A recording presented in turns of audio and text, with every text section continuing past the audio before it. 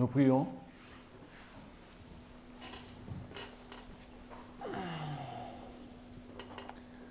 Notre Père Céleste, notre Dieu, viens à notre secours, viens à notre aide, car nous voulons nous imprégner de ta parole et nous voulons te demander, Seigneur, de nous rendre sages à ton service et disponibles et disposés à te servir, Seigneur éternel. Sans toi, nous ne sommes rien. Sans Jésus, nous ne sommes rien. Sans ton esprit en nous, nous ne sommes rien. Aide-nous, Père éternel, jour après jour, à avancer pas à pas vers toi. Garde-nous, Seigneur, à l'ombre de tes ailes pour ce moment passé à l'étude de ta parole. En ton nom, nous te prions et pour ta gloire. Amen. Amen. Au nom de Jésus. Amen.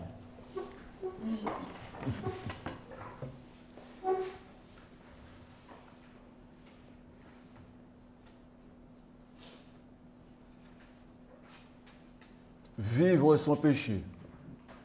C'est une grande question que beaucoup de personnes se posent. Comment puis-je vivre sans péché? Est-ce possible ou pas? Beaucoup doutent de ce sujet. Et pourtant, c'est une promesse que Dieu nous fait. C'est une promesse que Dieu nous a donnée pendant son passage ici-bas sur cette terre. Jésus a dit quoi? Soyez saints, car je suis saint.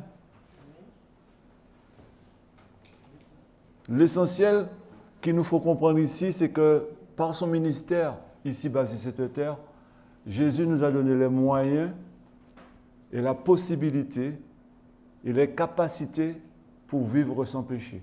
Cependant, il nous faut appliquer le mode d'emploi qu'il a laissé à ses croyants pour y parvenir.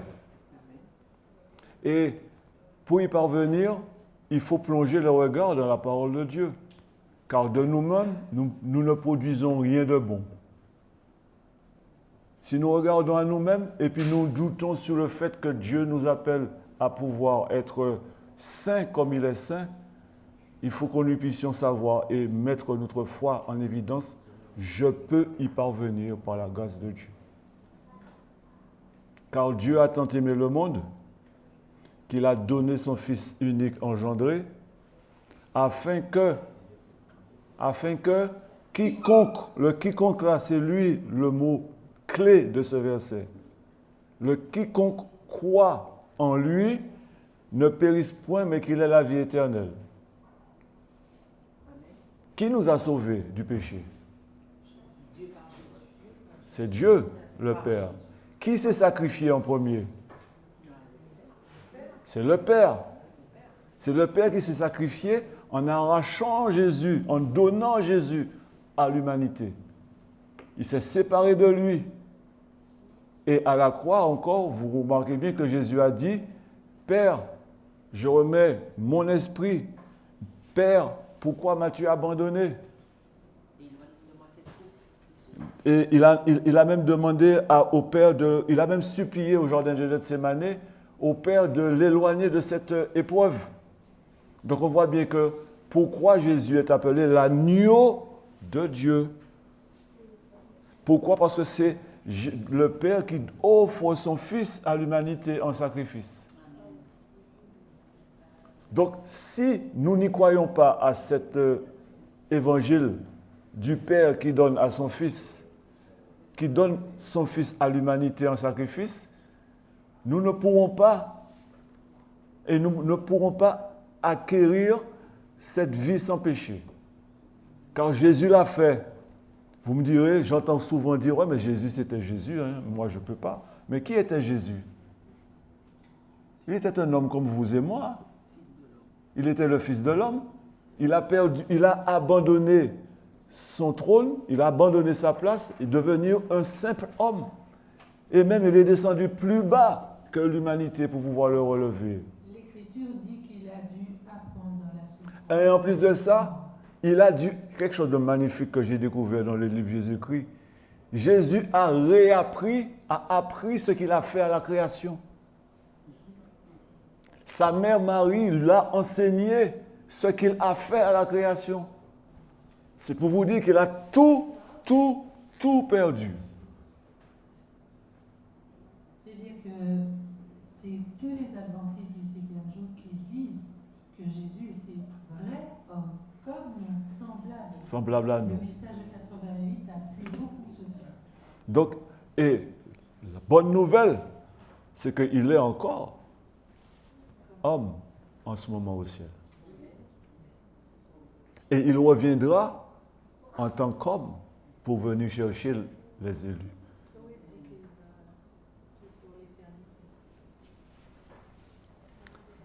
Donc, si nous allons retrouver ce verset dans Romains 6, verset 14, nous lisons, car le péché n'aura point de domination sur vous. Ça, c'est le verset clé pour notre étude d'aujourd'hui. Romains 6, verset 14.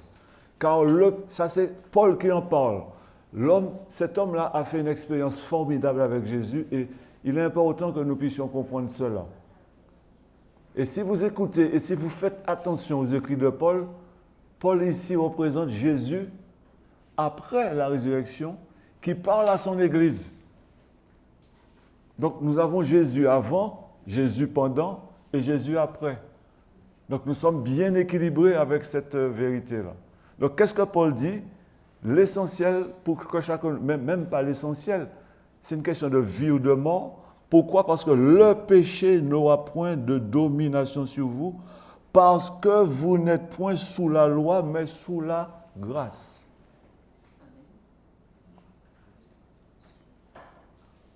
Donc, il y a un standard divin, il y a une norme, une référence divine que Dieu place à l'humanité et surtout aux croyants de ceux qui croient en Jésus. Que dit-il? Soyez saints, car je suis saint. Lévitique 19, verset 2 en parle également. Lévitique 19, verset 2. Parle à toute l'assemblée des enfants d'Israël et dis-leur, vous serez saints, car moi, l'Éternel, votre Dieu, je suis saint. Donc, il y a une échelle à franchir pour pouvoir parvenir à cette sainteté. La norme, c'est Dieu saint, Jésus est saint. Donc, il nous faut grimper cette échelle de la sanctification et puis parvenir.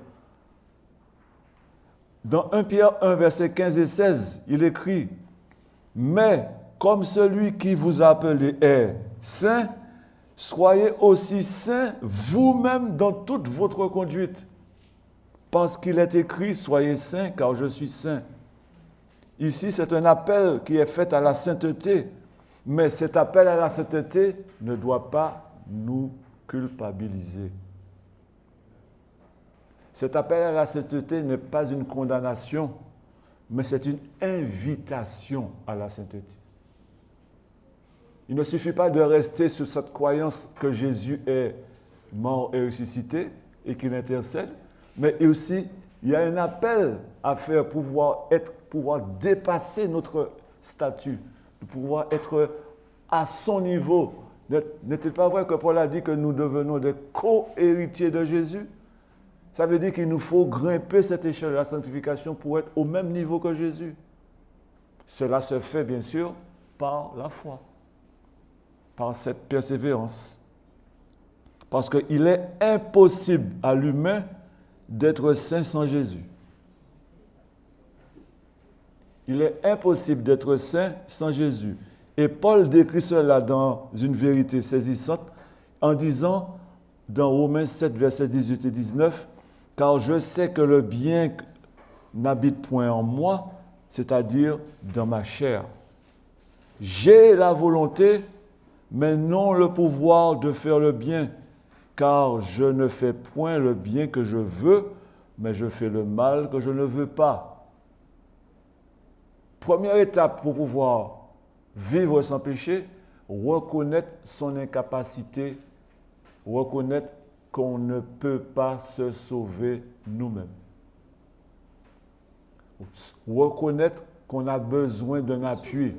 Reconnaître qu'on a besoin d'un bâton pour pouvoir nous soutenir.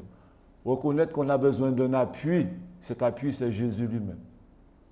Paul veut faire le bien, mais il ne peut pas. Parce qu'il ne peut pas le faire sans Jésus. Il répète cela dans Romains 8, versets 7 et 8. Parce que la sagesse de la chair est ennemie de Dieu, car elle n'est point soumise à la loi de Dieu. Elle ne peut pas non plus. Ainsi, ceux qui sont dans la chair ne peuvent pas plaire à Dieu. Quand Paul emploie le terme « être dans la chair », c'est être dans notre dépendance à nos œuvres, nous-mêmes, à nos propres œuvres, sans Jésus. Être dans la chair, c'est vivre sans Jésus. Être dans la chair, c'est vivre, être dans l'immoralité, l'indécence, la débauche. C'est pratiquer les œuvres de la chair, c'est pratiquer les œuvres du péché. Nous ne pouvons pas y parvenir à la sainteté si nous ne reconnaissons que nous sommes pécheurs. L'homme naturel, ou plutôt l'homme charnel, ne peut pas obéir à la loi de Dieu. Mais cela n'est pas le dernier mot de l'Écriture. Nous allons constater avec moi, vous allez constater avec moi et nous allons le faire ensemble, le chapitre 8 de Romains nous en parle convenablement. Pour comprendre la victoire sur le péché, avant tout, il nous faut comprendre ce qu'est le péché. La Bible nous donne 3 dimensions essentielles pour comprendre ce qu'est le péché. Dans 1 Jean 3, verset 4, il dit « Quiconque commet le péché commet aussi l'iniquité. Et le péché est l'iniquité. » 1 Jean 3, verset 4. Romains 3, verset 23 nous dit également « Car tous ont péché et sont privés de la gloire de Dieu. » Quand Adam et Ève, qui étaient vêtus de la gloire de Dieu bien avant le péché, au moment où ils ont commis l'iniquité, que s'est-il passé? Ils ont été privés de la gloire de Dieu. Donc, ils se sont retrouvés nus. Donc, péché égale nudité, nudité spirituelle. Dans Jacques 4, verset 17, il est écrit « Celui donc qui sait faire le bien et qui ne le fait pas, que se passe-t-il? Celui-là pêche. » Celui qui sait faire le bien et qui ne le fait pas, celui-là pêche. Donc, il y a 3 dimensions du péché. Le péché, c'est la transgression de la loi. Le péché, c'est le dépouillement de la gloire de Dieu. Et le péché, c'est l'omission volontaire. Le péché, c'est un acte volontaire. Donc, le péché n'est pas seulement un acte, mais c'est un état d'esprit également. Et quand Christ est venu sur cette terre, il est venu pour nous délivrer de cet état d'esprit, de se croire possible de vivre que par soi-même. Or, Jésus l'a dit, nous ne pouvons pas vivre sans lui. Le souffle de vie que nous avons eu ce matin à notre réveil, c'est lui qui nous l'a préservé. Le sommeil, c'est lui qui a veillé sur chacun de nous. Parce que vous savez bien que le sommeil, c'est un semi-inconscience. Nous sommes entre la vie et la mort. Et pendant ce moment de sommeil, le corps se répare, se régénère. Donc, c'est Jésus lui-même qui veille sur chacun de nous. C'est ce en quoi nous pouvons croire dorénavant que Jésus-Christ est notre libérateur. Par son service, par son ministère ici-bas, il nous donne la capacité et la possibilité de suivre son exemple qui nous donnera ainsi la permission de pouvoir acquérir la liberté et surtout d'être affranchi du péché. Le péché, c'est comme une rouille, comme la rouille. Elle emprisonne la matière. Le péché, c'est comme une griffe qui emprisonne sa proie. Et pour pouvoir le faire, ça nous tient tellement fort qu'il faut absolument une opération chirurgicale, en quelque sorte, pour pouvoir nous débarrasser de ce péché. Parce que le péché épouse la proie. Le péché pénètre dans les fibres de notre corps, dans le sang, dans nos cerveaux, voire même jusqu'à nos cheveux. Le péché, pour pouvoir nous les débarrasser, il faut passer par un chirurgien. Ce chirurgien, c'est Jésus lui-même. Parce que c'est lui qui, en souffrant à la croix et en étant ressuscité par son Père, qui nous donne la victoire sur ce péché. Et lorsque nous nous unissons à lui, nous sommes morts au péché. Parce que dans le péché, nous étions morts. Et Jésus vient nous rencontrer dans la mort. Mais il ne vient pas à même niveau, il va plus bas que la mort de l'homme. Et lorsqu'il se relève, eh bien, il nous donne la possibilité de nous relever. C'est ça le principe du baptême. Et lorsque nous parvenons à cet état de fait, il y a une façon de demeurer pour vivre sans péché. Et c'est ce que nous allons constater ici. Donc Jésus lui-même vient nous libérer du péché. Le nom de Jésus lui-même, dans son nom, il est marqué « L'Éternel sauve ». Dans Matthieu 1, verset 21, vous remarquerez bien que qu'est-ce que l'ange dit à Marie ? « Et elle enfantera un fils auquel tu donneras le nom de Jésus, car c'est lui qui sauvera qui ? Son peuple de ses péchés. » Donc, dans le nom hébreu, Yeshua, il y a le nom « l'Éternel sauve ». Dans Hébreux 7, verset 25, c'est pourquoi aussi il peut sauver parfaitement ceux qui s'approchent de Dieu par lui. Donc, Jésus lui-même est le moyen de communication. C'est lui qui est la courroie de transmission. C'est lui le faiseur de ponts. Il fait de nous des ponts pour les autres, mais il est le pont. Le pontife, c'est Jésus. Pontife égale celui qui construit des ponts. Il y en a bien sûr un qui se croit le pontife ici, mais il est pontife de rien du tout, puisqu'il ne peut rien faire sans Jésus. Il est le pontife de lui-même. Il s'autoproclame. Mais le pontife général, rédempteur, libérateur, c'est Jésus. Hébreux 7, verset 25.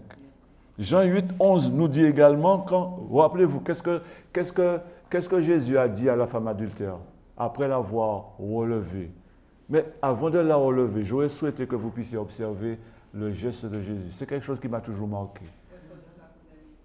Mais tout avant, lorsque les pharisiens amènent la femme tombe au sol. Mais que fait Jésus ? Il descend au même niveau de la femme couchée au sol. Il ne reste pas debout devant elle et lui dit « Va, tes péchés ne sont pas... » Non, il s'abaisse. Et quand il s'abaisse, que fait-il ? Il interpelle. Il écrit au sol. Et après, il interpelle les pharisiens. Et ceux-ci s'en vont tout honteux.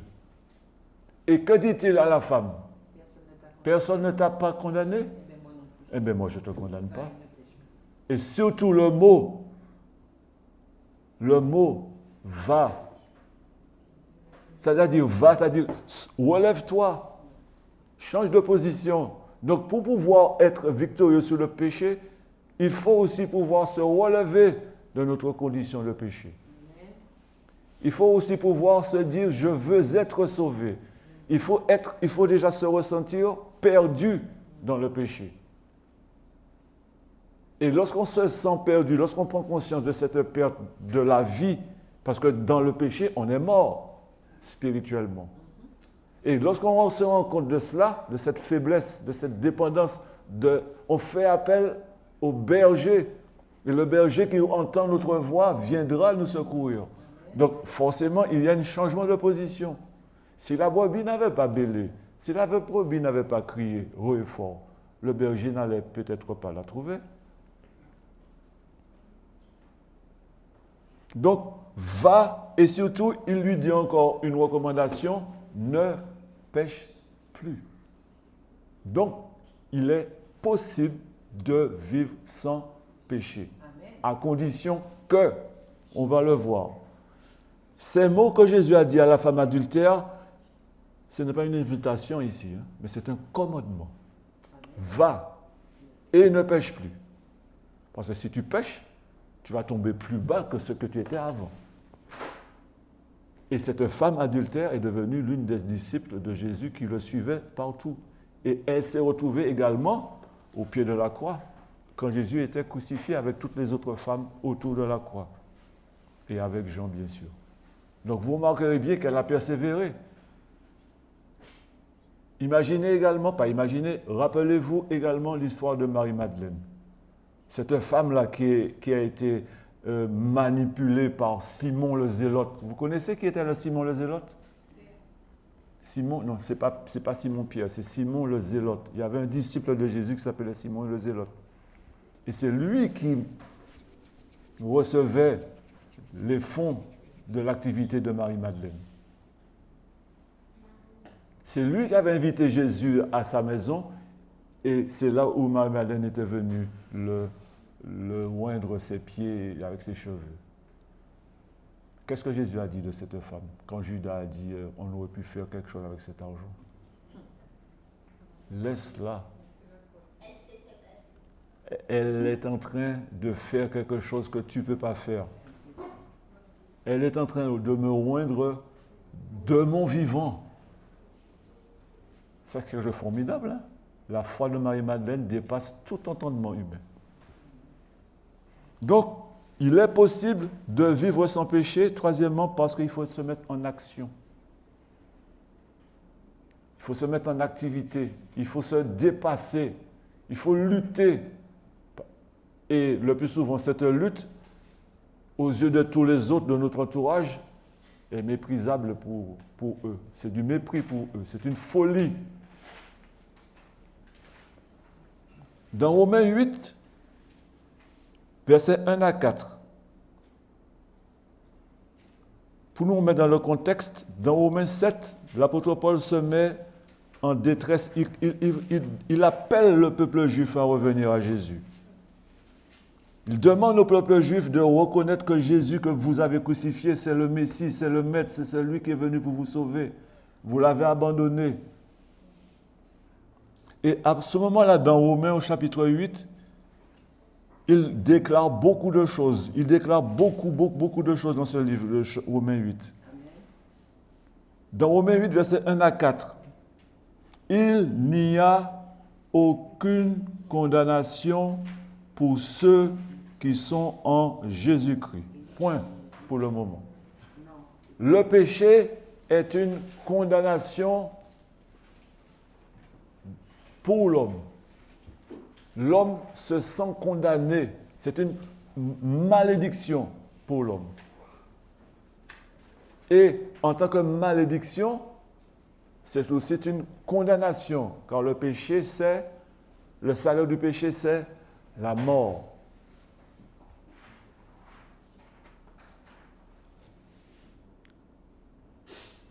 Je voudrais juste porter une précision sur le premier verset. Compte tenu du fait que nous nous référons à la version King James, en fait, le verset n'est pas terminé. Non, mais c'est moi qui n'ai pas fait terminer. Ah, tu as dit point. Non, c'est pour moi, j'ai dit point. Le point pour moi, c'est comme si je disais pause. D'accord?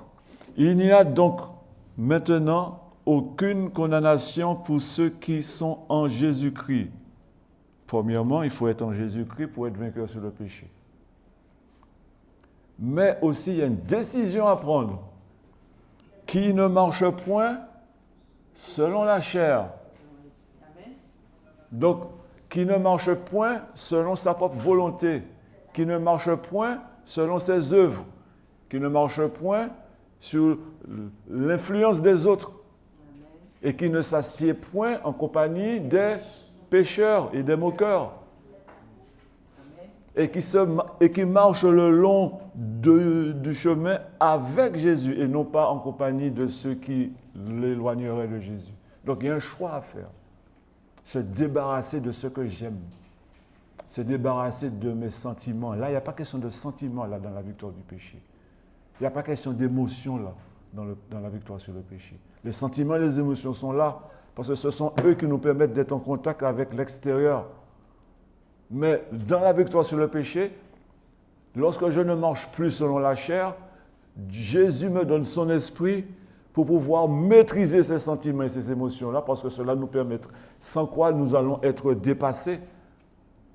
Et lorsqu'il nous donne cette possibilité de nous maîtriser, parce qu'il y a une maîtrise de soi dans la victoire sur le péché.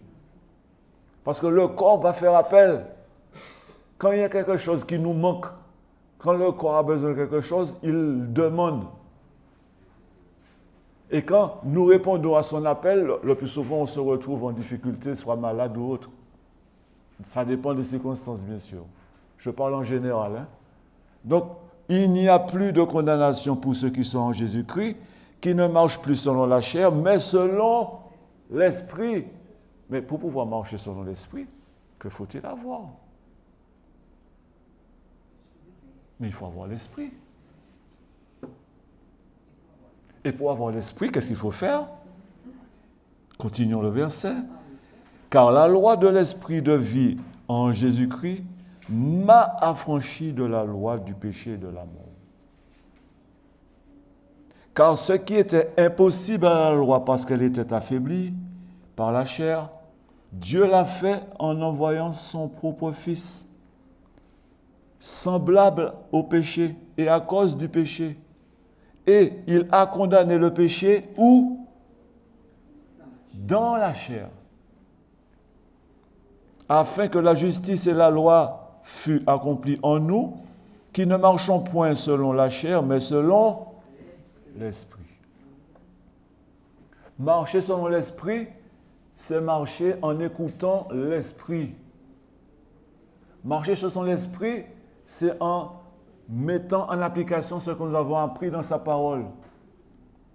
Marcher selon l'esprit, c'est en écoutant la voix de Dieu. Marcher selon l'esprit, c'est faire taire également la chair qui nous interpelle. En lui disant, reste là, je ne te suis pas, je suis Dieu, je fais la volonté de Dieu, je ne veux être à son image, je veux lui ressembler. Mais le corps même, la chair même, le côté naturel de chacun de nous interpelle à chaque fois. Donc, vivre sans péché, comme on dit ici en créole en Martinique, c'est pas richesse botable. C'est une lutte quotidienne, et voire même une lutte toutes les secondes de la vie. Ça fait réfléchir avant d'agir. Ça fait prendre conscience. Ça demande de prendre une décision. Est-ce que ce que je fais est bon ou pas? Ça fait passer aussi des nuits blanches. Ça fait perdre également ses proches. Ça fait perdre également son travail. Parce que je veux obéir à la loi de Dieu, au sabbat, plutôt que les hommes. Ça peut faire aussi mettre un peu de grabuge dans le foyer. Parce que je ne bois plus ce que tu bois, je ne mange plus ce que tu manges, je ne m'habille plus comme avant. Donc cela parfois fait de la séparation dans notre entourage. Parfois on se retrouve isolé, on se retrouve déprimé parce qu'on a perdu son moyen. C'est ça la lutte contre le péché. C'est une prise de décision, c'est une mise en place, un état de fait, un état d'esprit que nous employons. Et ce n'est pas facile. Ça fait pleurer, ça fait transpirer, ça fait gémir. Mais par la grâce de Dieu, l'Esprit de Dieu qui est en nous est notre consolateur. Amen. Il est en train de nous panser les plaies. Il est en train de nous caresser sur les épaules, sur la tête, sur le menton, partout, en nous disant « Je suis avec toi tous les jours jusqu'à la fin du monde. » Donc, il y a 4 étapes, 4 conditions à remplir pour être et pour vivre sans péché. Vivre sans péché, ce n'est plus être sous la condamnation du péché. Donc, il n'y a aucune condamnation pour ceux qui sont en Jésus-Christ. Vouloir être en Jésus, c'est ne plus être condamné par le péché. C'est ne plus être pointé du doigt, ne plus être accusé par le péché. Vivre en Jésus, c'est être protégé de la main de l'ennemi également. Il n'a plus de pouvoir sur nous, parce que nous marchons plus selon la chair, mais selon l'esprit. Et vivre sans péché, c'est aussi être affranchi de la loi du péché. Parce que nous avons en nous 2 lois, vous savez. La loi du péché, c'est le charnel, et la loi de l'esprit. Donc, ce que Jésus nous recommande ici par ce commandement, c'est d'être des êtres spirituels. Nous devenons des êtres spirituels, nous ne sommes plus des êtres charnels. Et être spirituel, c'est être à l'image de Dieu et de Jésus. Dieu est esprit, n'est-ce pas? Et Jésus a dit, je suis le chemin, la vérité et la vie. Donc c'est pour ça que Jésus, lorsque Paul dit Dieu est esprit, il faut que tout ce qu'il adore l'adore en esprit et en vérité. Qui est Dieu est vérité, mais Jésus est la vérité. Dieu est un Dieu de consolation, mais Jésus est le consolateur. Dieu est lumière, mais Jésus est la lumière. Dieu est vie, mais Jésus est la vie. Donc Jésus, c'est lui le mixeur. Dieu lui donne la matière brute et il met cette matière dans le mixeur et nous le donne en nourriture. Amen. Sans Jésus, on n'y peut rien. Je ne peux faire aucun pas. C'est lui seul que je veux suivre. Pour lui seul, vivre ici-bas et mon cœur n'a plus rien à craindre. C'est la consolation. Mon cœur n'a plus rien à craindre puisque tu me conduiras. Et en retour, je te suivrai sans me plaindre, en m'appuyant sur ton bras. Mes amis, il n'y a pas de plus belle vie que ça d'être en Jésus. Il n'y a pas mieux pour chacun de nous, un chrétien, un croyant. J'aime pas trop chrétien. Chrétien, c'est un peu vague. Mais celui qui croit en Jésus, celui qui se fixe sur Jésus. Parce qu'il y a quelque chose qui doit nous interpeller dans Tite 2, versets 11 à 14. Tite 2. Car la grâce de Dieu, source de salut pour tous les hommes, s'est manifestée nous enseignant à renoncer à l'impiété et aux convoitises mondaines et à vivre dans le siècle présent avec sobriété, avec justice et avec piété, attendant la bienheureuse espérance et l'apparition glorieuse de grand Dieu et de notre Sauveur Jésus-Christ, qui s'est donné lui-même pour nous, afin de nous racheter de toute iniquité et de se faire un peuple qui lui appartient, particulièrement zélé pour les bonnes œuvres. En un mot, tous ceux qui adhèrent et qui croient en Jésus, tous ceux qui, par sa grâce reçue de la part de Dieu et de Jésus, cela nous qualifie d'être représentants du gouvernement divin. Je ne sais pas si vous reprenez ça. Je ne sais pas si vous pesez le poids de cette déclaration. Françoise, tu es le représentant du gouvernement divin. C'est une forte responsabilité, lourde responsabilité que nous devons porter. Et surtout, celui qui accepte le message des 3 anges, il ne devient même pas seulement représentant, mais il devient surtout un membre de la famille de Dieu. Co-héritier. Ça veut dire que je partage l'héritage de Jésus. C'est formidable ça. Donc, la grâce de Dieu, qu'est-ce qu'elle fait? Source du salut pour tous les hommes. Et que fait-elle? Donc là, nous l'avons identifiée en tant que la source du salut, nous enseignant à renoncer à l'impiété et aux convoitises. Donc la grâce de Dieu, c'est un attribut de Dieu. Et cette grâce, il nous l'accorde par son esprit en nous. Et quand Jésus nous voit, il nous voit comme des justifiés. à nous de ne plus nous voir comme des pécheurs. Ah oui, c'est ça. Pourquoi on prie souvent, Seigneur, je suis pécheur, je suis pécheur, je suis pécheur. Pécheur. Prions dorénavant en disant, Seigneur, tu m'as justifié Amen. par Jésus, ton Fils. Et je veux garder ce manteau de justice en moi, parce que c'est toi qui me l'as revêtu, c'est toi qui me l'as mis sur mes épaules. Je ne peux pas. Il faut savoir une chose, hein, si vous vous débarrassez de la justice de Dieu, vous ne pouvez pas la remettre. Hein, parce que c'est Dieu seul qui peut vous habiller de ce manteau. Amen. Donc gardons, prions plutôt pour que son esprit, surtout ce manteau de justice, reste accroché à nos épaules.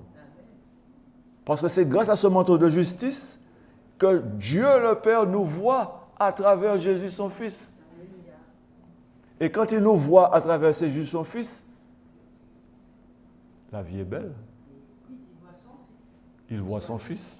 Une vie joyeuse. Hein? Et puis, cela nous fait du bien. On est consolé, on est rassuré. Et puis, même si on casse son orteil, on rit quand même. Que peuvent les faire? Hein, c'est une image que je montre, que je démontre ici. De façon plus dire que dans les épreuves de la vie, sont là pour quoi faire? C'est pour pouvoir nous maintenir dans cette dépendance à Jésus.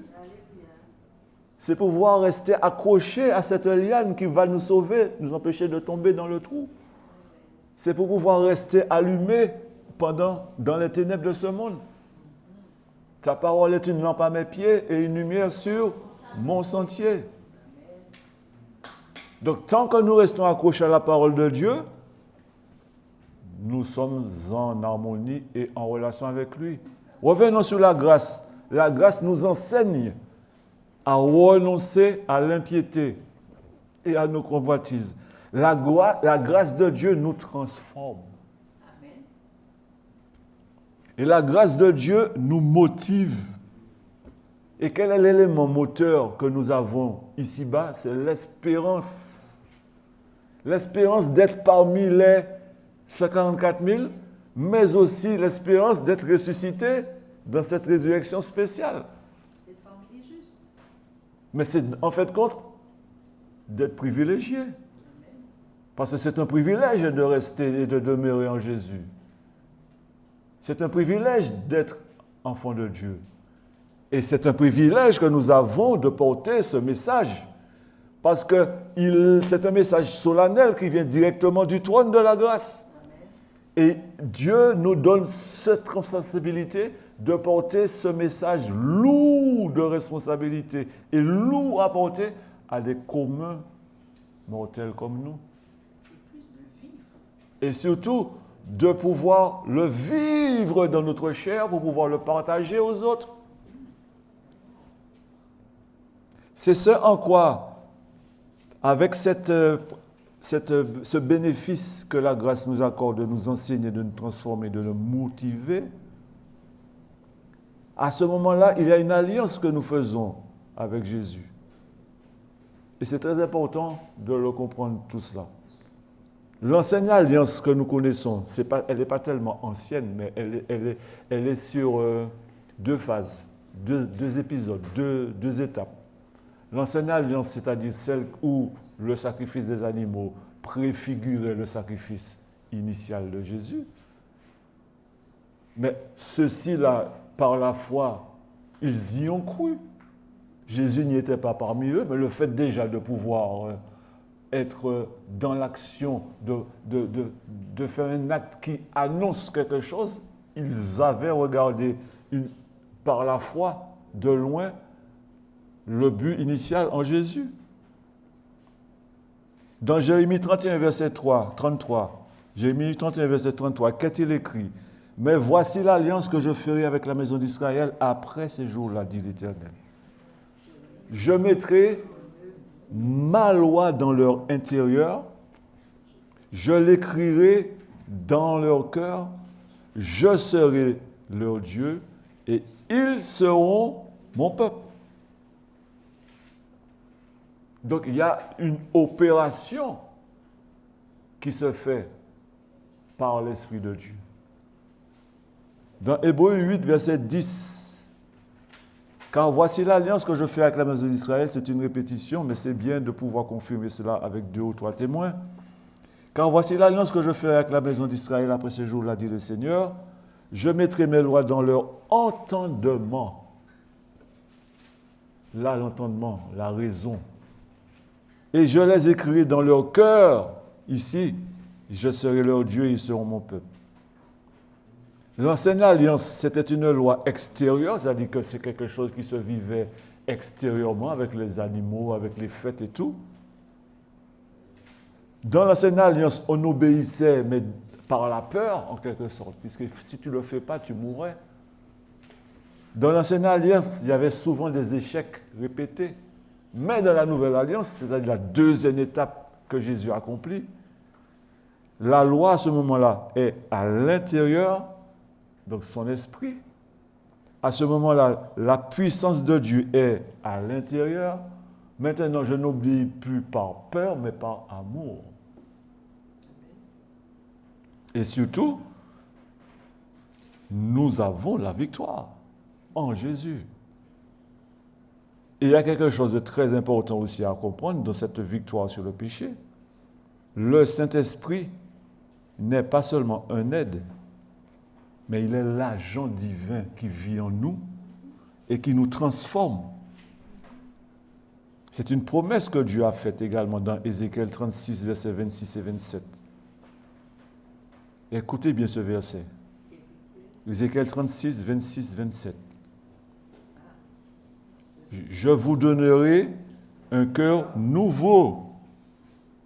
Je mettrai un esprit nouveau au-dedans de vous. Je lis dans la version Osterwald. Je mettrai un esprit nouveau au-dedans de vous. J'ôterai le cœur de pierre de votre corps. Je vous donnerai un cœur de chair. Je mettrai mon esprit au-dedans de vous. Et je ferai que vous marchierez dans mes statuts et que vous garderez mes commandements et les observerez. L'Esprit de Dieu n'a pas autre place à rester que dans le cœur de l'homme. L'Esprit de Dieu n'est pas une entité en plus de Jésus et de Dieu. S'il doit avoir une troisième personne, c'est nous.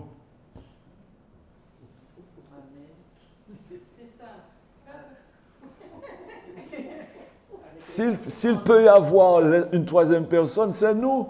Parce que l'Esprit de Dieu ne reste que dans celui qui croit. Il n'est pas dans les arbres. Je me rappelle quand j'ai pris la décision de laisser le mouvement tel qu'il est en ce moment-là. On m'a convoqué dans le comité d'église. Et je leur ai dit, ils me disent, ouais, le Saint-Esprit, c'est le troisième. J'ai dit, mais écoutez-moi, le Saint-Esprit n'est pas mort là, quoi, pour moi. Hein. Le Saint-Esprit, ce n'est pas lui qui m'a sauvé du péché. Hein. Le Saint-Esprit, ce n'est pas lui qui me donne la vie, c'est Jésus qui m'a donné la vie. C'est Jésus qui est mort pour moi. Et quand je dis que Jésus, c'est le consolateur, que Dieu et Jésus, c'est le ministère du Saint-Esprit, vous savez comment on m'a traité? Je me tais.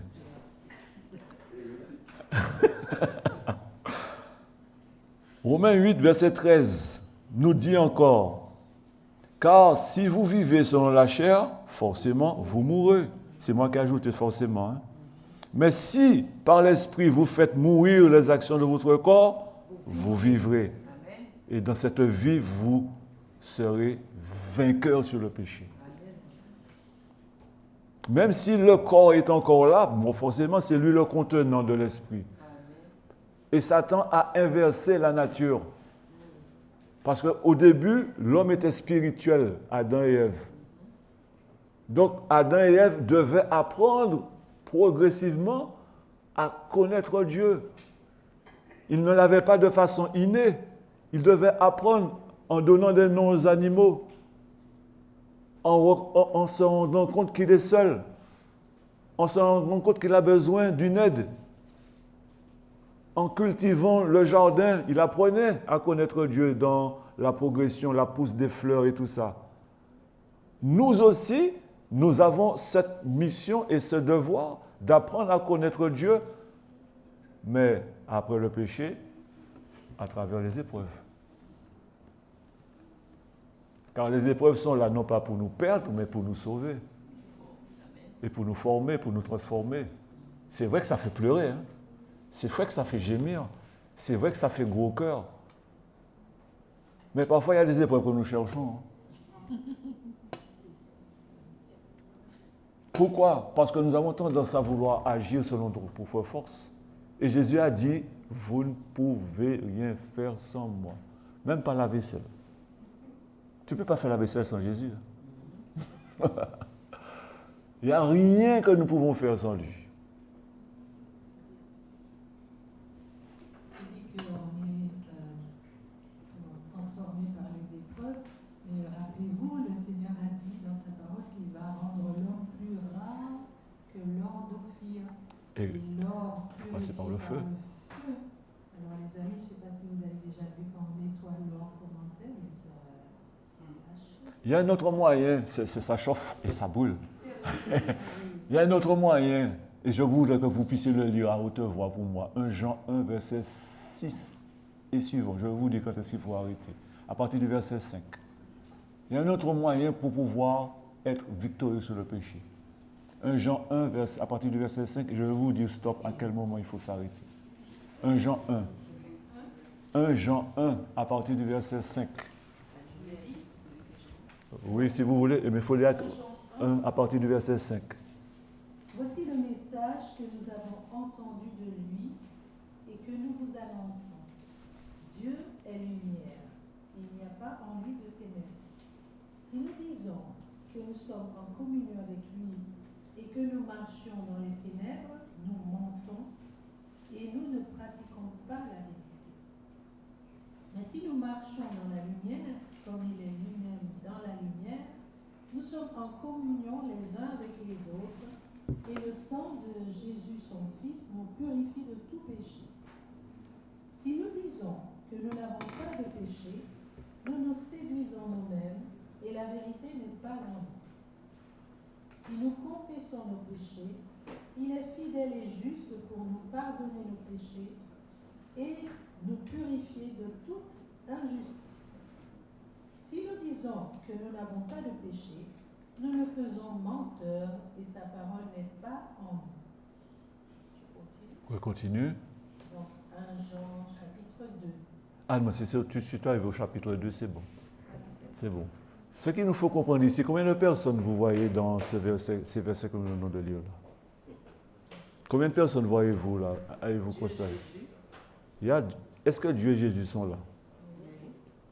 Dieu est lumière et il n'y a pas de ténèbres en lui. Parce que dans le contexte de 1 Jean, quand Jean a écrit ces épîtres-là, c'est que les églises pour lesquelles ces épîtres étaient destinées croyaient qu'ils ne péchaient pas parce qu'ils croient en Dieu. Donc ils se fourvoyaient dans leur foi, dans leur croyance. Et Jean vient avec cette épître pour leur dire, Dieu est lumière, il n'y a pas de ténèbres en lui. Vous dites que vous ne péchez pas, mais en fait, quand vous êtes dans les ténèbres, parce que vous n'avez pas Jésus. Parce que pour pouvoir être en harmonie et être débarrassé du péché, il faut être dans la lumière. Et qui est la lumière? Qui est-ce qui marche dans la lumière du Père? C'est Jésus. Et non seulement ça, il dit encore, il faut seulement, bien sûr, confesser ses péchés, mais aussi, il faut une fraternité. C'est dans la fraternité qu'on se frictionne. Et quand on se frictionne, on se purifie. On s'affine. On s'arrondit. On arrondit les angles. Et en arrondissant les angles, on reçoit l'image de Jésus. Parce que Jésus, lui-même, aussi s'est affiné avec ses contemporains. Il s'est frictionné avec ses contemporains. Et ses contemporains n'ont rien vu de mal en lui. Ils ont inventé une condamnation pour pouvoir l'accuser. Ce sera le cas pour chacun de nous bientôt. Hein. C'est aujourd'hui que ça se passe, que notre caractère puisse être purifié jour après jour, petit à petit, dans les épreuves de la vie. Donc, la question que je pose et que je vais vous poser, peut-on vivre sans péché? Par la grâce de Dieu, par le moyen de la foi. Oui. Nous pouvons le faire. 1 Jean 2, verset 1 le dit, « Mes petits enfants, je vous dis ces choses afin que vous ne péchiez point. » Si quelqu'un a péché, nous avons un avocat auprès du Père, Jésus-Christ le juste. Mais il dit un peu plus tard, un peu plus loin dans le verset, je n'ai pas relevé malheureusement, j'y ai pensé ce matin mais j'ai oublié de le noter. Il y a un verset de 1 Jean toujours où il dit, « Jeunes gens, vous êtes forts. » Après il va dire, « Père, vous les pères. » Ça veut dire que, voilà.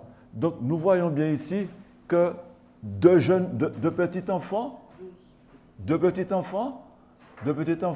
nous avons un avocat. Et en grandissant, on devient jeune homme. À ce moment-là, on est fort pour pouvoir combattre le péché. Et en progressant, on devient un père. Ou une mère. Oui. Oui, tu voulais poser une question? Un micro pour Maggie. Ah, oui, vas-y. C'est pas une question, mais c'est une observation. Oui. Et je voudrais la partager avec vous et que vous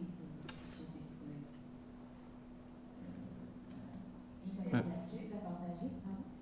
Vas-y, tu témoignais. Voilà, juste la partager. Non, c'est pas témoigner. En fait, moi, j'observe en lisant l'Exode qu'après toute situation de grand péché, on va dire ça comme ça, parce qu'il n'y a pas de petit péché, il n'y a pas de grand péché, mais après toute situation de péché, vraiment, parce que le peuple d'Israël est resté très longtemps en Égypte, a adopté les coutumes de l'Égypte, a adopté également les dieux de l'Égypte, pour certains. Après toute situation de péché, de corruption spirituelle, il vient un moment où Dieu donne ses commandements dans Exode 20. Et je vais faire le parallèle avec ce qu'il a, avec la femme adultère. Elle a connu une situation de péché et de condamnation par les pères. Et qu'est-ce que Jésus fait? Jésus lui donne le commandement. D'accord? Mais dans le commandement, moi je vois beaucoup de confiance. Et je veux dire par là que Dieu nous fait confiance pour ne pas pécher. Dans Exode, qu'est-ce qu'il dit à Moïse? Exode 19, avant de proclamer les 10 paroles, qu'est-ce qu'il dit à Moïse? Exode 19, Exode 19, verset 9, nous dit, « Voici, je viendrai vers toi dans une épaisse nuée, afin que le peuple entende quand je te parlerai, et qu'il ait toujours confiance en toi. » Ça m'interpelle. Confiance en toi. Et Moïse représente Jésus. Pardon? Moïse représente Jésus. Exactement. Mais la confiance, Dieu veut que nous ayons confiance. Et c'est pour ça qu'il nous donne ces commandements. Les commandements, ce n'est pas pénible, comme dit la parole. Au contraire, c'est léger. Puisque pourquoi? Lorsque tu te débarrasses par la grâce, lorsque Dieu nous débarrasse par sa grâce du jour du péché, mais les commandements, c'est léger. Je ne sais pas si vous comprenez ce que je veux dire. Le commandement, il est doux, il est agréable. Parce qu'on a connu le péché auparavant. Waouh, mais c'est une simplicité ce que Dieu nous demande, et pourtant on le trouve compliqué. Lorsque la femme adultère a été prise en flagrant délit, qu'est-ce qu'il lui dit? Va et ne pêche plus. Et sur la puissance de ce que Dieu vous dit, et sur la confiance aussi qu'il lui accorde, parce que nous sommes, alors Dieu veut qu'on lui fasse confiance, mais il nous fait confiance également. C'est ça qui est formidable. Dieu lui fait confiance en disant, moi je ne te condamne pas, va aller travailler. Et ne pêche plus. Je ne sais pas si je suis une femme, ça me parle beaucoup, mais c'est une confiance extraordinaire. Et sur la base de cette confiance, c'est un roc sur lequel on peut s'appuyer pour ma marcher, pour se dire, mon Dieu m'a fait confiance. Je ne veux pas déshonorer mon Dieu. C'est ça. Hein? Je lui fais confiance. Je suis faible, je sais, je peux tomber, c'est vrai. Mais je sais qu'il me dit, va et ne péche plus. Je me relève. Amen. Je me redresse au nom de Jésus. Parce que Amen. sur la base de sa parole, Ah. je lui fais confiance. Et surtout, il faudrait qu'on puisse voir aussi les 10 commandements comme 10 promesses. Dans votre tendance à regarder les commandements comme une règle de Mèdes et des Perses, mais ce sont 10 promesses. Tu fais ça, tu auras ça. Vas-y. Par rapport à ce que Mike dit, Jésus ne demande pas à la femme de ne pas pécher. Il lui dit pas, il essaie de ne pas pécher, il lui donne l'ordre. C'est un commandement. Et voilà, c'est un commandement. Et cette femme-là, elle va lui faire confiance. C'est ça. Et Parce que lui aussi a confiance en elle qu'elle va obéir à sa parole. Et aussi, quelle est notre posture, nous autres? Notre posture, ça interpelle notre posture, nous autres, qui côtoyons des personnes qui commettent péché, parfois, on se dit, mais une fois, je me suis dit, mon Dieu, mais quand même, on se dit, non, non, non, mais quand même, arrête quoi, je dis, tu vois, arrête quoi, mais c'est vrai, nous, on se dit, alors imaginez Dieu qui se dit, mais il faut quand même que je suis là, je suis le sauveur. Mais justement, Dieu aime le croyant qui se bat. Dieu aime le croyant qui ressent sa faiblesse et qui fait appel à lui. Il aime avoir un croyant qui est dans la souffrance, dans l'acte pécheresse qu'il est en train de commettre, mais qui ne peut pas s'en sortir de lui-même, il ne peut pas le faire de lui-même. Donc, faisant appel à lui, il envoie ce qu'il faut comme ange pour pouvoir nous délivrer. Mais surtout, soyons de ceux qui, comme Jésus, ne condamnent pas. Ah bon, d'accord. Paul le dit dans Romains, hein, qui sommes-nous pour juger les autres? Le seul, parce que juger les autres, c'est s'attribuer les attributs de Dieu. C'est la seule personne qui juge, c'est Dieu. Quand on a compris pour soi-même à quel point Dieu est patient, on a tellement honte, Ah, on est rien. obligé d'avoir patience avec les autres et ne pas les condamner. Plutôt chercher à tendre la main. Et ça, c'est Mais pour cela, ça demande beaucoup d'efforts, hein, tu sais. Ça beaucoup demande... d'efforts, mais c'est l'Esprit de Dieu qui fait, parce que quand on dit beaucoup d'efforts, souvent je dis aux personnes, mais vous savez, le péché c'est un principe qui habite l'homme, c'est une loi, c'est comme la loi de la gravité. Si c'est un homme est problème à tomber et obligé, parce que c'est la loi qui s'applique. Et pour que cette loi ne s'applique pas, il faut quelque chose qui contraigne cette loi. C'est Nous, l'esprit. on ne peut pas. C'est l'Esprit de Dieu. L'Esprit de C'est Dieu. le Christ. Amen. C'est pour ça que dans 1 Jean 3, versets 6 et 9, il est écrit « Quiconque demeure en lui ». Et comment pouvons-nous demeurer en lui? C'est en recevant son esprit. Parce que les deux, le mien, esprit, et le sien qui est en nous, en communication, nous sommes unis les uns aux autres. Nous sommes unis avec Jésus. Donc, ce qui se passe lorsque nous sommes en lui, quiconque demeure en lui ne pêche point. Quiconque pêche ne l'a point vu et ne l'a point connu. Quiconque est né de Dieu ne pratique point le péché. Parce que la semence, voilà le mot important, la semence de Dieu demeure en lui. Ça veut dire que nous sommes un terrain que nous devons cultiver. Notre corps, squelette et chair, c'est le terrain sur lequel l'Esprit de Dieu plante ses graines de la vie. Et quand ce terrain est labouré par l'Esprit de Dieu, lavé, ça fait mal. C'est douloureux, mais cela laisse de la place à la graine de l'espérance que nous avons en Jésus. Et quand cette graine-là grandit, notre caractère se purifie, notre caractère se bonifie et nous devenons de plus en plus purs. Oui, parce que nous sommes en train de marcher non seulement sur la sanctification, mais vers la purification. Parce que sans cela, nous ne pouvons pas voir le Seigneur.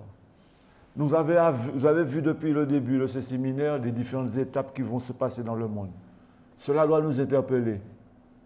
Vu l'urgence de la situation, remettre notre vie en question. À qui n'ai-je pas pardonné? Qui mérite dans mon entourage le pardon que j'ai retenu par la rancune? Si nous nous trouvons dans une situation compromise, il faudra faire le choix dès maintenant. S'il faut quitter, se séparer, il faut prendre une décision parce que c'est Dieu qui appelle son peuple en ce moment. Il appelle ses brebis en ce moment à venir dans sa bergerie. Et quand la brebis délaisse son entourage, certes, il y aura beaucoup de dégâts. Mais qu'est-ce que ma vie ici-bas en retour de la vie éternelle qui m'est offerte? Donc cela nous permet d'avoir ce regard fixé vers le ciel, d'être dorénavant des hommes spirituels et plus jamais charnels. Dans 1 Jean 5, verset 4, c'est un épître que j'aime beaucoup. Car tout ce qui est né de Dieu surmonte le monde. Tout ce qui est né de Dieu. Donc, à quel moment sommes-nous nés de Dieu? À quel moment nous sommes nés de Dieu? Par la nouvelle naissance, qui se manifeste par le baptême. Par le baptême, j'aime beaucoup l'expression de l'apôtre Paul. Par le baptême, nous devenons une même plante avec Christ. Ça veut dire que Jésus est en train de s'incorporer dans les fibres de notre corps et nous devenons au fur et à mesure semblables à lui. Jésus viendra chercher des gens qui lui ressemblent. Jésus viendra chercher des gens qui ont lutté comme lui. Et surtout, Jésus viendra chercher des gens qui se rassemblent. Un chrétien solitaire, c'est un chrétien qui va vers la mort. Plutôt, un croyant solitaire, c'est un croyant qui va vers la mort spirituelle. Il faut être dans une assemblée, il faut se retrouver ensemble pour pouvoir être en harmonie, oui.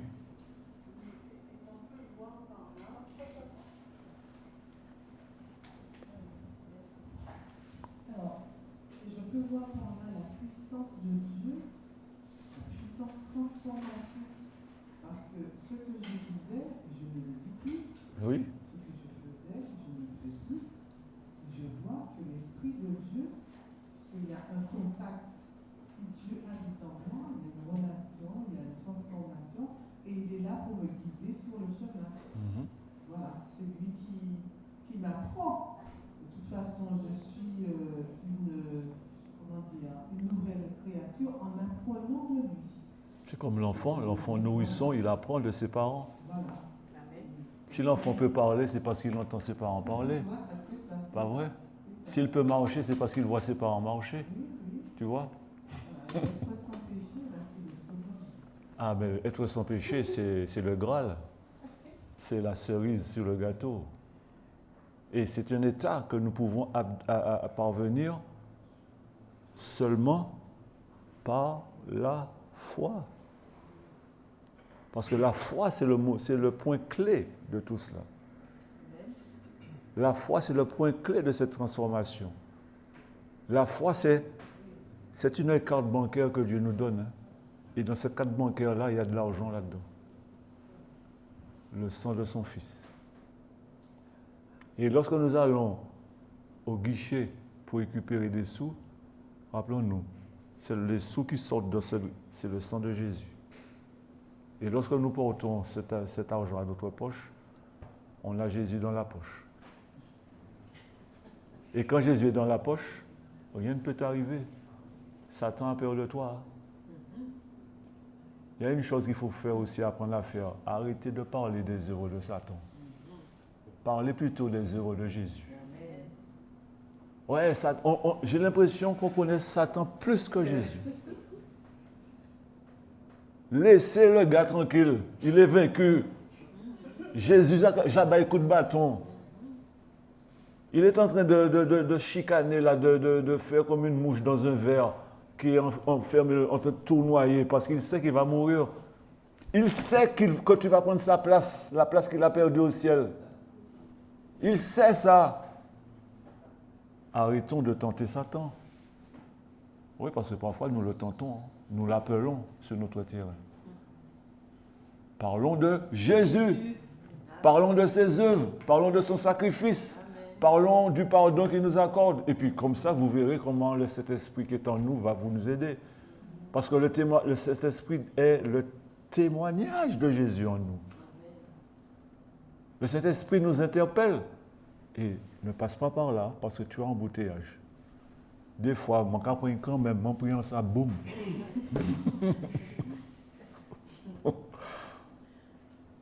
Parce que lorsque l'Esprit de Dieu nous parle, il y a la loi du péché qui vient tout de suite derrière. La première petite voix qui t'interpelle, là, il faut l'écouter. Ça, c'est un exercice à faire.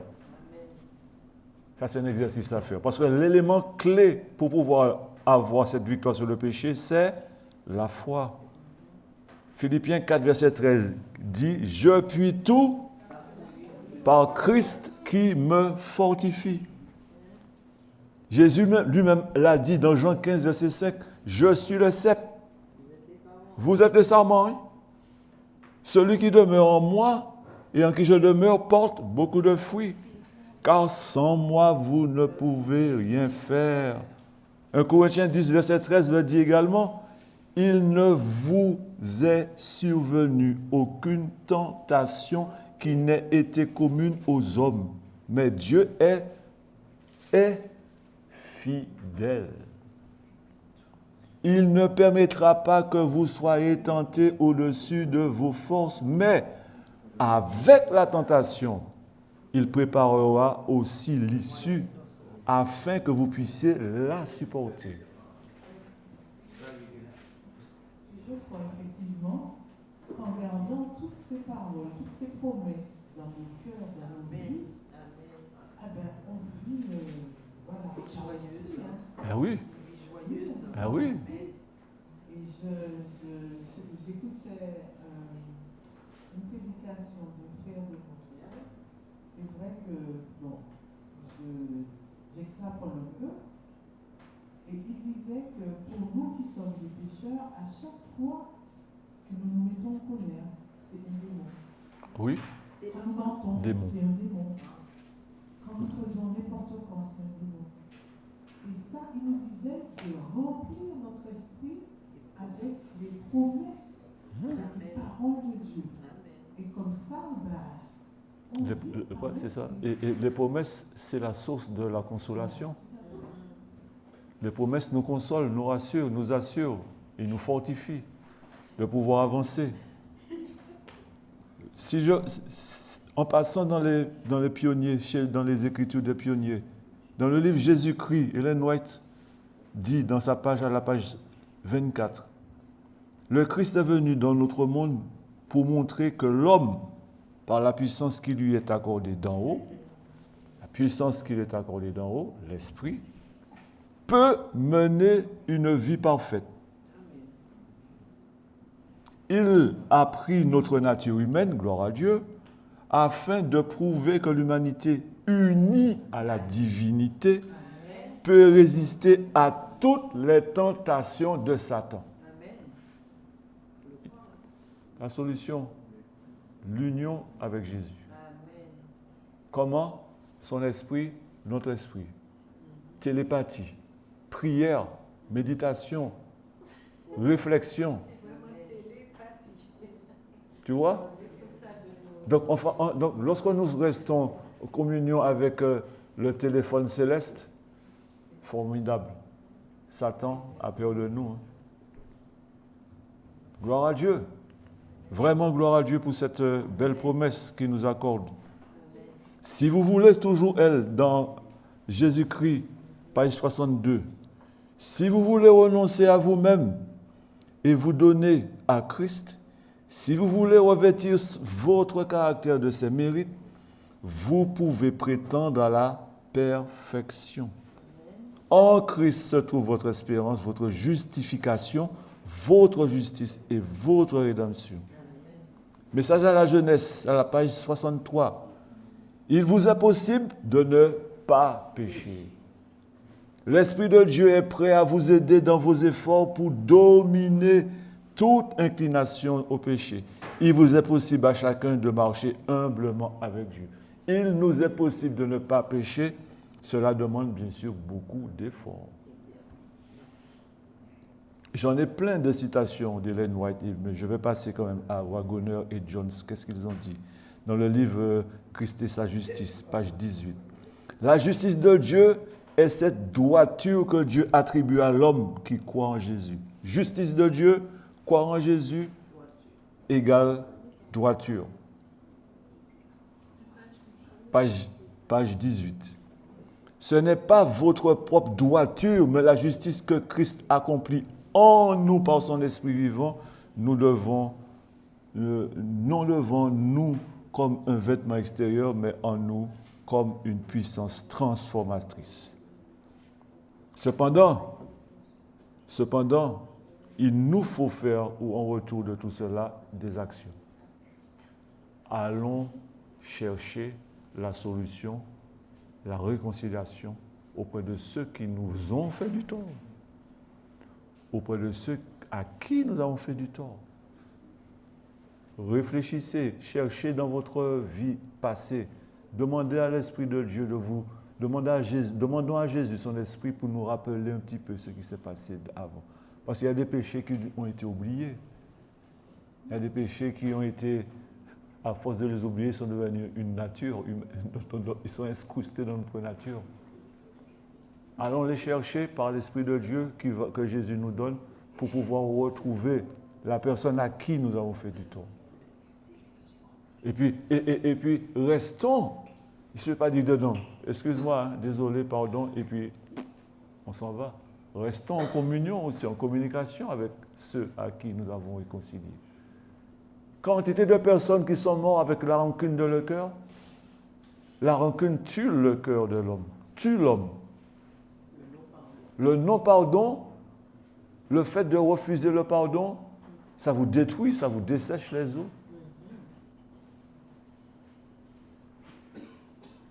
Il est possible de ne pas pécher. La victoire est possible. L'Écriture se termine sur une note triomphale. Jésus lui-même a vaincu et il offre cette même victoire à ceux qui croient. C'est pour ça que je préfère dire les croyants en Christ. Ce n'est pas une illusion, c'est une promesse qui vient du trône de la grâce. Apocalypse 3, 21, voilà la récompense. Je donnerai à celui qui vaincra de s'asseoir avec moi sur mon trône, comme j'ai vaincu moi-même et me suis assis avec mon Père sur son trône. Magnifique ça. Vous vous rendez compte? Les anges ne s'assiedent pas sur le trône de Père, hein? Mais nous allons nous asseoir avec le Père sur le trône. Vous vous rendez compte du privilège que cela nous donne? Les anges voulaient savoir ce que nous sommes en train d'étudier là.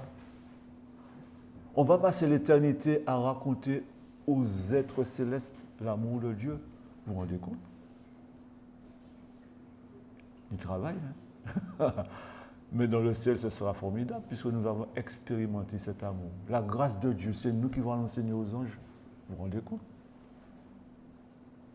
Je ne sais pas si vous comprenez la situation, mais c'est un privilège. Moi, je n'ai pas assez de mots pour exprimer cela. Moi-même, je vous en train d'y penser, j'ai des frissons partout. Frissons qu'après moi. Mes frères et sœurs, il y a une autre promesse. 1 Jean 5, 3 et 4. Car c'est ici l'amour de Dieu, que nous gardions ses commandements. Et ces commandements, comme tu viens de dire, ne sont pas pénibles. Car tout ce qui est né de Dieu surmonte le monde. Et c'est ici la victoire qui a surmonté le monde, savoir notre foi. Les commandements ne sont pas pénibles si tu es né de Dieu. Vivre sans péché, c'est une réalité possible en Jésus. Cependant, pour terminer, Dieu exige la sainteté et rend la sainteté accessible. Par Jésus. Christ est venu pour nous sauver du péché, mais pas dans le péché, du péché. Christ est venu pour sauver son peuple de ses péchés. La loi de l'Esprit affranchit de la loi du péché. La grâce nous enseigne à renoncer au péché. Et quiconque demeure en Christ ne pêche point. Donc, oui, il est possible de vivre sans péché, car le péché n'aura point de domination sur nous si nous restons accrochés et vivons en lui. Amen. Gloire à Dieu pour cette belle promesse qu'il nous a donnée. Et gloire à Dieu pour cette belle avenir certain que nous avons. Et que cette espérance qui brûle en nous, nous ranimons toujours la flamme. Ne laissez pas la bougie s'éteindre. Hein. Ne laissez pas la flamme se rabaisser. Elle va quand même vaciller. Hein. C'est normal. Avec le vent qui est autour de nous dans les ténèbres, elle va vaciller, mais elle ne va pas s'éteindre. Pourquoi? Parce que Jésus est en communion avec nous par son esprit. Rappelez-vous, l'esprit de Jésus et de Dieu n'habite nulle part autre que dans le cœur de celui qui croit. Amen. Que l'Éternel nous bénisse, qu'il nous apporte sa grâce et sa paix. Gloire à Dieu. Amen. Amen. Nous allons nous mettre en prière. Je vais vous demander à Sœur Marie si tu veux bien prier pour nous, s'il te plaît. Et prier pour nous et prier avec nous, s'il te plaît.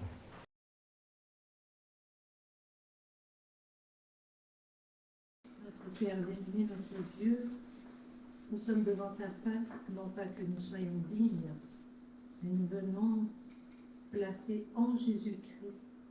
Nous venons devant toi pour te remercier, pour te louer, pour te bénir, notre Père, pour te remercier de ta patience envers nous, de ton amour infini.